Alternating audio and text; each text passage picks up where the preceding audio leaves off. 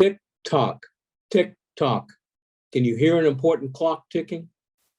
Welcome to another wise weekly wrap up. Brief, to the point, not so good on production values, but always hopefully helpful. Winston Churchill told us, never let a good crisis go to waste.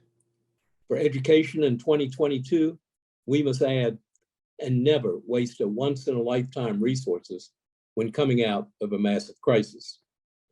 Even more timely, since the 2-year countdown clock, the one behind me, started ticking on October the 1st. For this month begins the countdown for education that ends September the 30th, 2024, the deadline for most school districts to obligate unprecedented federal funds to deal with COVID-related problems, many of which the public has prioritized: learning loss, mental health counseling, and workforce training lead the priority list. Yet in tackling these immediate issues, political and education leaders also can create better schools than when COVID hit. There are several sources of money that can be used. Congress provided almost $200 billion in the most recent elementary and secondary school emergency relief, or ESSER, ESSER funds. 90% must go to school districts based on how many low-income students they have.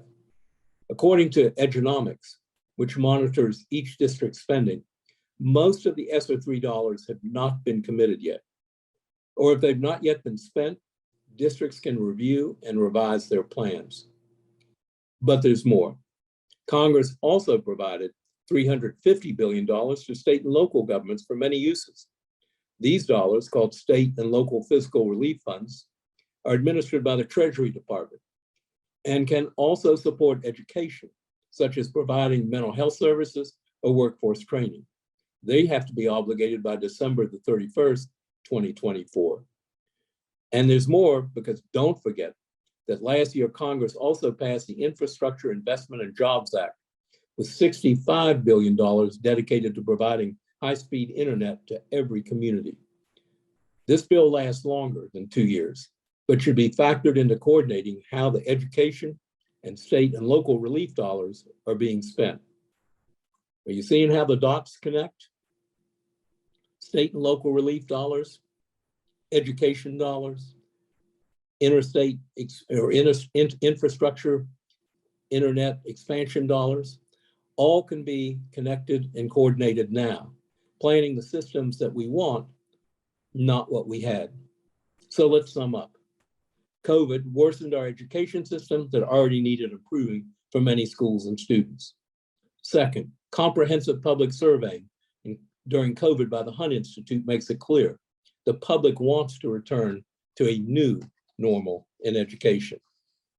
There are one-time, not going to happen again in my lifetime, dollars to restore learning losses while reimagining the education and service delivery systems we want, not what we had.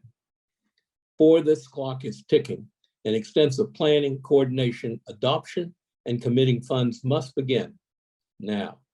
And finally, most importantly, there is no, let me repeat, there is no excuse for not being bold. This is where we are.